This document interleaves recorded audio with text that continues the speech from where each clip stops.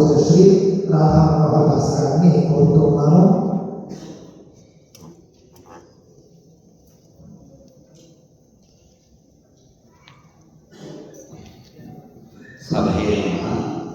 ఇంతమంది పెద్దలు, ఇంతమంది పూజలు, ఇంతమంది మహానుభావులకి అందరికీ ఒకసారిగా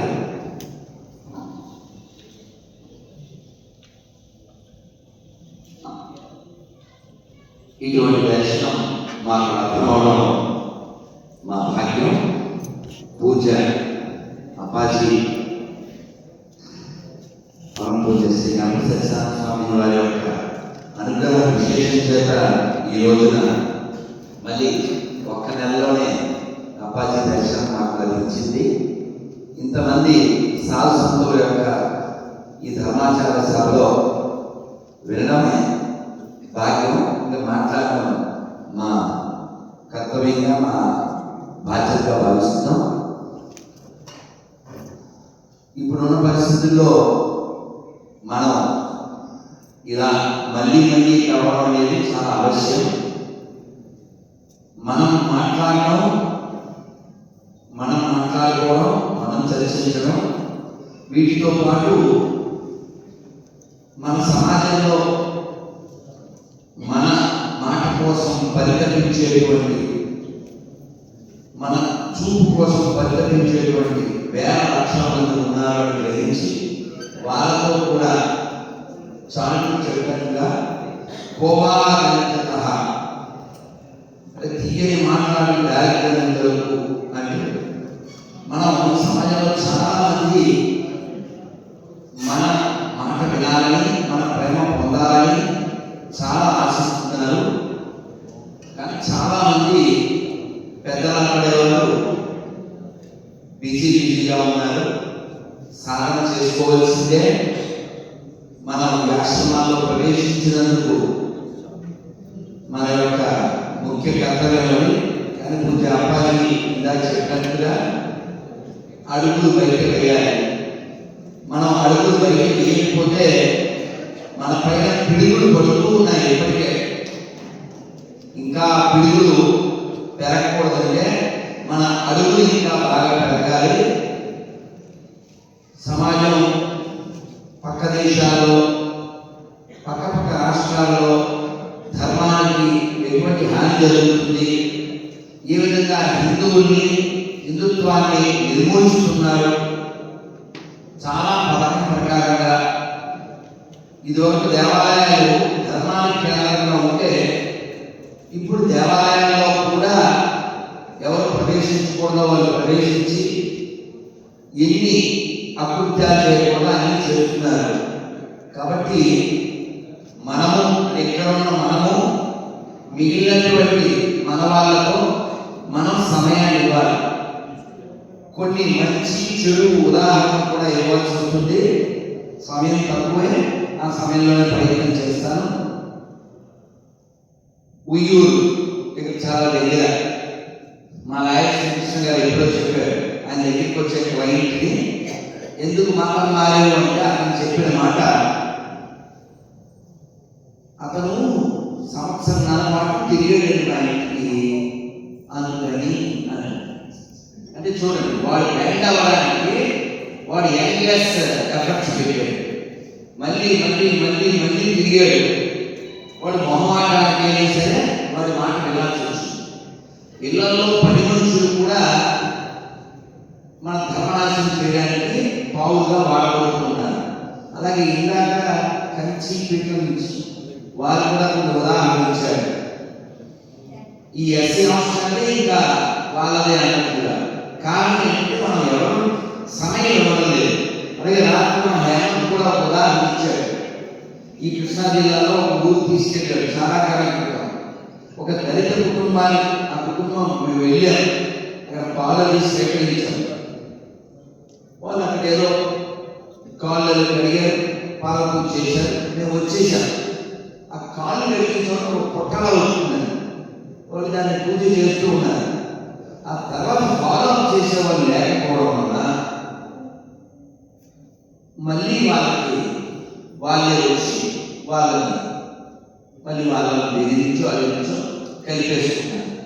అందులో మనం ముఖ్యమైనటువంటి విషయం ఏంటంటే మనం మన వాళ్ళకి సమయం ఇవ్వాలి, మనం మాట్లాడాలి, కాస్త వాళ్ళు చెప్పేది వినగలగాలి. దీంతో పాటు ముఖ్యంగా మన తల్లులు ఇక్కడంతా ఎక్కువ మంది ఆత్మస్వరూపం అయినప్పటికీ కూడా తల్లుల యొక్క వాక్కు సమాజంలో బాగా వినపడాలి.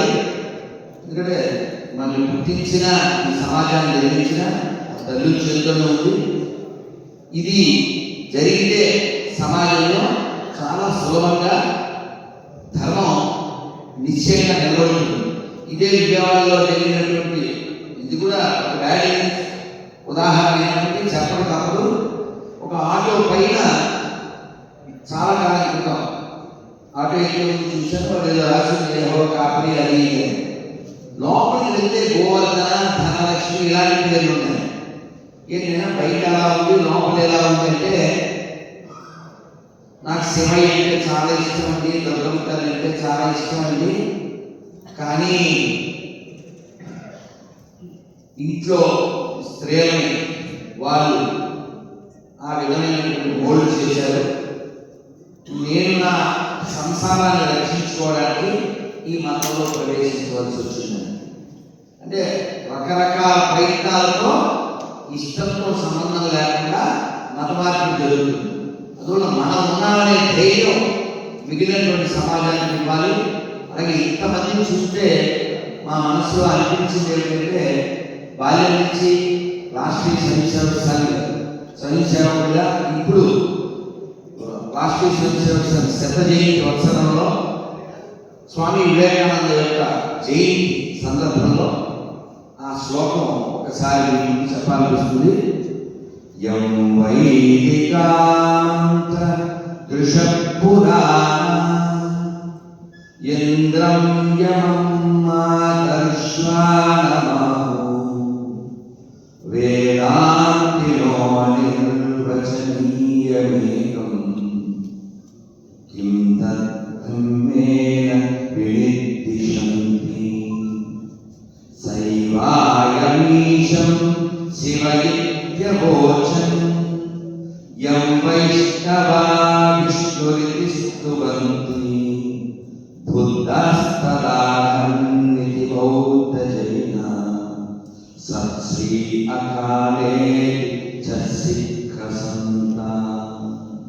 భారత్ మాతా కీ. ఇందులో భావం చాలా మంది పెద్దలందరికీ అర్థమై ఉంటుంది. కానీ మనం శివ, కేశవ, శాక్తేయ, సౌర, కౌమార, గణపతి ఏ సాంప్రదాయాన్ని అనుసరించినప్పటికీ కూడా మనం అందరం సనాతన ధర్మం అనేటువంటి ఇంటిలో ఉన్నాం. ఒక్కొక్కరు వేరే వేరే గదుల్లో ఉండొచ్చు. ఏ గదుల్లో ఉన్న వాళ్ళైనా హాల్లో పిలిస్తే ఈ సాంప్రదాయంలో ఉన్న వాళ్ళందరూ హాల్లో ఇలా జమ అవుతారు.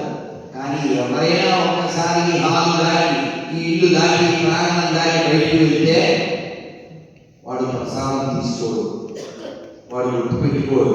కాబట్టి ఏదో ఒక దానిలో ఈ 6 సాంప్రదాయాల్లో, ఈ షణ్మతాల్లో ఏదో ఒక దానిలో వాడికి రుచి పుట్టే వాడికి పక్కకి పోదు. ఆ రుచి పుట్టాలంటే మనం ఖచ్చితంగా సమయం ఇవ్వాలి. ఒక కుటుంబానికి సమయం ఇవ్వాలి, ఒక వ్యక్తికి సమయం ఇవ్వాలి, ఒక సమూహానికి సమయం ఇవ్వాలి.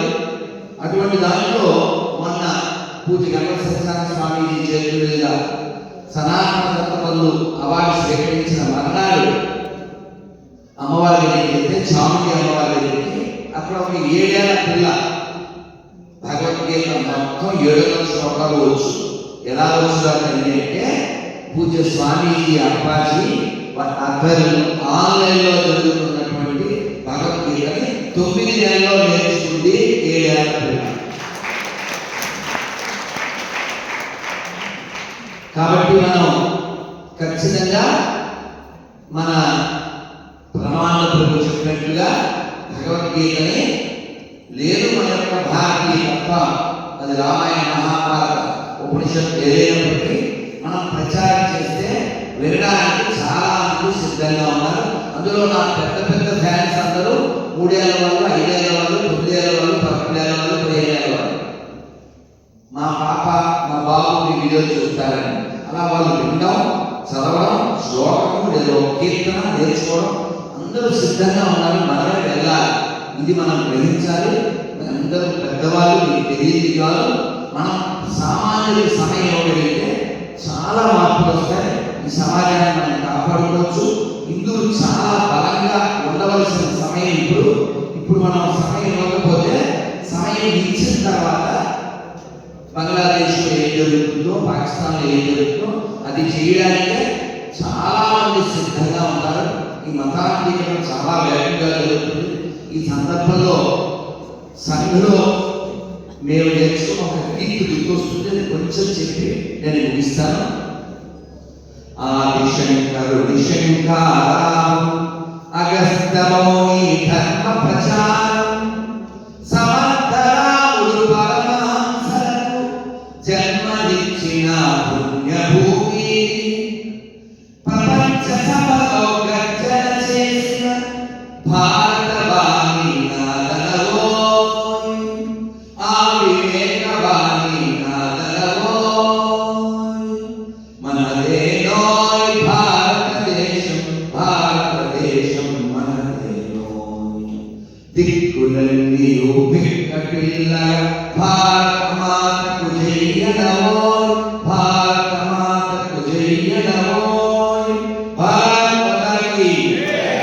అలాగే మన సమాజంలో ఇక్కడ ఉన్న వాళ్ళందరూ జ్ఞాన వృద్ధులు, శారీరకంగా కూడా వృద్ధులై ఉన్నారు. అది మనందరికీ మార్గదర్శనం. కానీ ఈ కాషాయాల్లో మన పరమానంద ప్రభులాగా, మన ఆదిత్యపర స్వామీజీలాగా యువ శక్తులు పెరగాలి, యువ కాషాయాలు పెరగాలి, యువ కళాలు పెరగాలి. అప్పుడు మనం సమాజంలో ఇంకా బాగా వెళ్ళగలుగుతాం. అది పూజలు, పెద్దలు, స్వామీజీలు ఆ విషయంలో ఆలోచించగలరని. అలాగే ఇస్కాన్ ప్రపంచవ్యాప్తంగా వివిధ భాషల్లో ప్రచారం చేస్తుంది. అలాగే మనం అందరూ కూడా వారి వారి పీఠాలను ఏం చేయగలమో చేస్తున్నారు.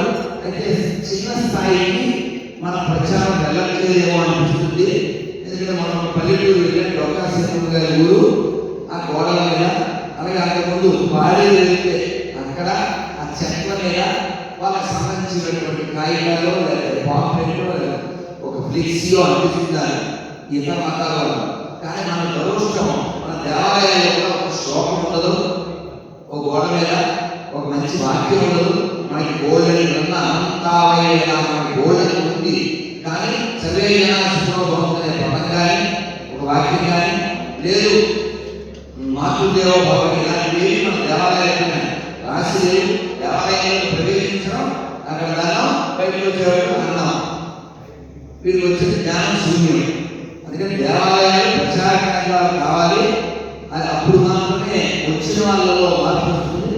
లేకపోతే వాళ్ళు చాటింగ్ కోసం వస్తారు దేవాలయంలో, నామకే వాస్తే నమస్కారం పెట్టి కబుర్లు చెప్తూ వెళ్ళిపోతారు. ఈ విషయంలో కూడా పెద్దలు, పూజలు ఆలోచించగలరని విజ్ఞప్తి చేస్తూ ఈ పరిస్థితి చేస్తుంది కసరత్తు. దట్ ఈస్ ఫర్ హిందువుల భవిష్యత్తు అని భావిస్తూ ఈ ధర్మాచార సభ ఇటువంటి పూజ అల్పాజం చెప్పినట్టుగా తెలంగాణలో కూడా త్వరలో జరగబోతుందని, ఇలా మనం ఎన్నో సమ్మేళనాలు మనం జరుపుకోవాలి. అలాగే పూజలు, పెద్దలు, స్వామీజీలు, పీఠాధిపతులు అందరూ కూడా వారి వారి శిష్యులకు ఒక్క పిలుపు ఇవ్వాలి. ఇంట్లో సంఘం జరగాలని ఇద్దరు, ముగ్గురు, నలుగురు వాళ్ళు ఆ ఇంట్లో వారానికి రోజు కలిసి కూర్చునేలా వారి వారి శిష్యుడికి ఒక పిలుపు ఇస్తే కుటుంబాలు నిలబడతాయి. కుటుంబం అందరూ కూడా ఎవరి చేతిలో వారికి సెలవు ఫైనల్గా ఎందుకంటే పిల్లలు అని చెప్తే బాగుండదు. ఈ పిల్లలు ఎవరినో ప్రేమించి ఇన్స్టాగ్రామ్లో వాళ్ళకి ఇంట్లో వాళ్ళు వ్యతిరేకం కాబట్టి ఇంట్లో 25 మంది విషం పెట్టేసింది. విషం పెట్టేసి అందులో 17 మంది చెప్పారు. కాబట్టి విషయవ్యాప్తి అంటే విషవ్యాప్తి బాగా పెరుగుతుంది ఈ మాధ్యమాల ద్వారా. కాబట్టి మనం విషయవ్యాప్తిని పెంచడానికి ఇటువంటి కార్యక్రమాలు బాగా జరగాలి. మనం క్షేత్రస్థాయిలో బాగా మనం సమయం ఇవ్వాలి. ఇది విజ్ఞప్తి చేస్తూ మనం మళ్ళీ ఇలా కలిసి మీరంతా మా వెనకాలన్నారు అనేటువంటి బలాన్ని మాకు ఇస్తూ ఉంటే మేము ఇంకా ఎన్నో మా యొక్క ఒత్తిడి మేము చెప్పగలుగుతాం. అలాగే స్వామీజీని భయపెట్టడానికి, ఆశ్రమాలని పీఠాధిపతుల్ని భయపెట్టడానికి స్థలాల కబ్జా చేయాలి, లేదు రకరకాల ప్రయత్నాలు రాజకీయంగా చేస్తూ ఉన్నారు. కానీ హిందువులు వారి సాంప్రదాయాలు ఏమైనప్పటికీ, వారి విధానం ఏమైనప్పటికీ హిందువులుగా మనమంతా ఒకటి, ధర్మ విషయంలో మనమంతా ఒకటి అనేటువంటి వారికి మనం చెప్పగలిగేలా మన యొక్క సభలు సమావేశాలు ఇంకా పెద్దగా జరగాలని కోరుకుంటూ, అలాగే కార్తీక మాసంలో వన సమారాధన చెయ్యాలి. కానీ దురదృష్టకరం ఇప్పుడు అందరూ వనభోజనాలు చేయాలి, కులభోజనాలుగా మారిపోయి స్వామీజీలు ఆ సమయంలో దృష్టి పెట్టి వనభోజనాలుగా దాన్ని బాగా వ్యాప్తి చేయాలని కోరుకుంటూ, ఇప్పుడు ఇంకొక విషయం కూడా వస్తూ మన దగ్గర ఆ షాపు పేరు సత్య, లోపలంతా అసత్య, లోపలంతా వేరే లోకం వాళ్ళు ఉన్నారు అని చెప్పడం జరిగింది. కాబట్టి మన వాళ్ళు కొనే విషయంలో, తినే విషయంలో ఎక్కడ కొనేస్తున్నారు అక్కడ కాకుండా కొనే ముందు ఖచ్చితంగా ఒకసారి చూసుకోవాలని మనం విజ్ఞప్తి చేయాలి. అలా చేయకపోతే మన డబ్బుతోనే మన కళ్ళు కొనుక్కుంటున్నారు వాళ్ళు, అది మనం గ్రహించాలి. అలాగే మనం ఈ పూజ అమ్మాయి మాట చెప్పారు, ఖచ్చితంగా రోజు అంటే నాతో సంతోష్ గణపతి గారు ప్రారంభంలో ఒక 6 నెలల క్రితం వెళ్ళామని చెప్పారు. ఈ వయసులో కూడా అబ్బాయి ఖచ్చితంగా గంట సేపు ఈత కొడతారని చెప్పి, సో ఫిజికల్ ఫిట్నెస్ చాలా ఇంపార్టెంట్ ఇందాక అబ్బాయి చెప్పారు. అందువల్ల మన శారీరకంగా కూడా బాగుంటేనే మన బలము మనకు వస్తున్న మంచి ఫలం. అందుకని సరదాగానే పూజ అబ్బాయి మీద ఈ కవితని మండించమని కోరుతూ, శరీరానికి ఈక, మనస్సుకి ఈక, దత్తాత్రేయ జ్ఞాన ప్రదాత, అబ్బాయి దాత, తాత ఈ కార్యక్రమం విధాత. భారత్ మాతాకి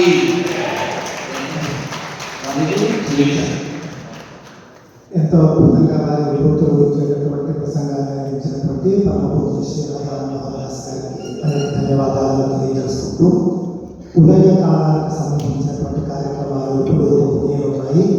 అందరినీ కూడా పూజ్యులందరికీ కూడా భిక్ష ఏర్పాట్లు ఉన్నాయి. అక్కడికి అందరినీ ఇప్పుడు తీసుకువెళ్ళేటటువంటి ప్రార్థన చేస్తూ